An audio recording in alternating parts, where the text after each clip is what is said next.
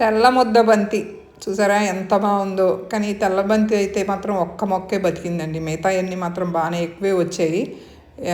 ఇవన్నీ అనమాట చూసారుగా చిన్న చిన్న కుండీల్లో ఎంత పెద్ద పెద్ద పూలు పూసాయో. ఇంకా నాకు వీడియోలో కరెక్ట్గా చూపించలేకపోతున్నాను కానీ పెద్ద పెద్ద సైజు ఒక్కొక్కటి మంచి బలంగా భలే వచ్చాయి.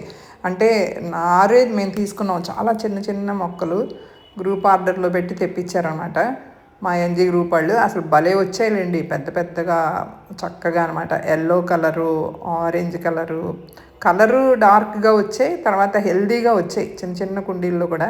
తెల్లబంతి అంటే నాకు చాలా ఇష్టం కానీ తెల్లబంతే ఎక్కువ రాలేదు. అది నెక్స్ట్ ఇయర్కి వాటిని చాలా జాగ్రత్త చేసి విత్తనాన్ని అట్టిపెట్టి కొంచెం చెయ్యాలి. దాన్ని మాత్రం గట్టిగా పట్టుకోవాలనుకుంటున్నాను.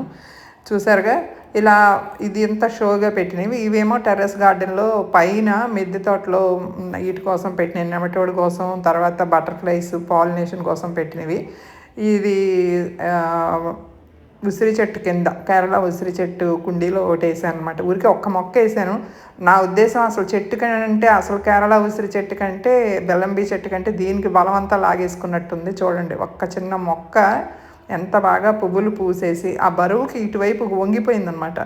బాగా వంగిపోయింది. నా మొత్తం బలం అంతా ఇదే తీసేసుకున్నట్టు అనిపిస్తుంది. కానీ భలే కళకళలాడుతూ ఉంది. ఇక్కడ కూడా అంతే చిక్కుడు చెట్లు వంగ చెట్లకి మధ్యలో ఒకటి వేసాను అనమాట. ఇది కూడా బాగా హెల్తీగానే ఉంది. ఇవేంటంటే కంపల్సరీ మనకి టెర్రస్ గార్డెన్లో వేసుకుంటే బటర్ఫ్లైస్ పాలినేషన్కి ఉపయోగపడతాయని పైన వేయటం జరిగిందనమాట.